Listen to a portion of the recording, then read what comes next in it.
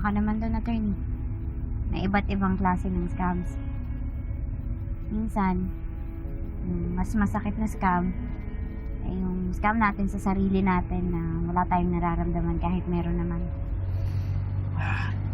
Tell me about it. You know, I've scammed myself many times, attorney. Pilit kinukonvince ang sarili na I could escape certain things.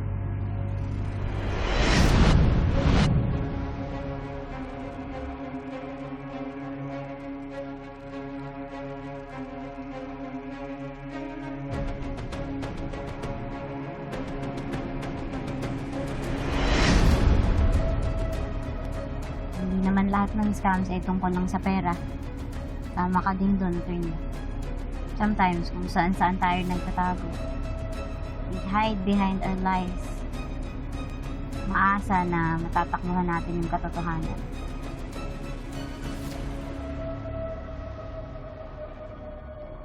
Pero hahabulin pa rin tayo ng katotohanan, no matter how fast we run.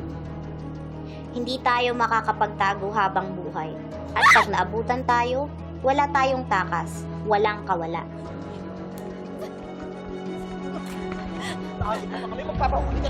Tulong! Tulungan niya ako! Parang awa niya na tulong!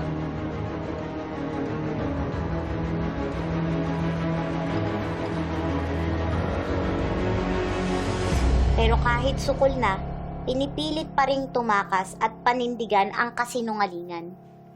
Ramir, I'm sorry, akala ko kasi may time pa ako na daanan si Trixie. Kaya sinabi ko sa'yo na magkasama kami kanina. Huwag ka na mag-alala. Okay? Where are you? Oh, I'm out with my friends. There's a birthday party, a reunion with beauty queens. Huwag kang mag-worry. I'll be home agad. Okay, bye. Okay, next game. Place your bet, please.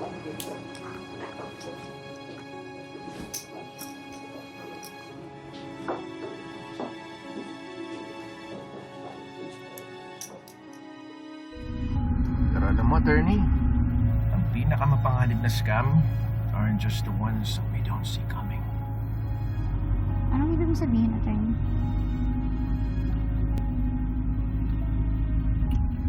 Well, scammers thrive on shortcuts. But real justice, well, that's patient. It follows every lead until there's nowhere left to hide. Lalim ng hugot mo, attorney, ah. But still, these scammers, well, they're the ones that make us question everything na akala natin alam na natin. Tungkol sa sarili natin, tungkol sa mga pinagkakatiwalaan natin. Sorry. Ano nangyari? Looks like we hit a little snag. Check ko yung makina. But I swear, walang sira tong sasakyan ko eh. You know, funny. How things break unexpectedly.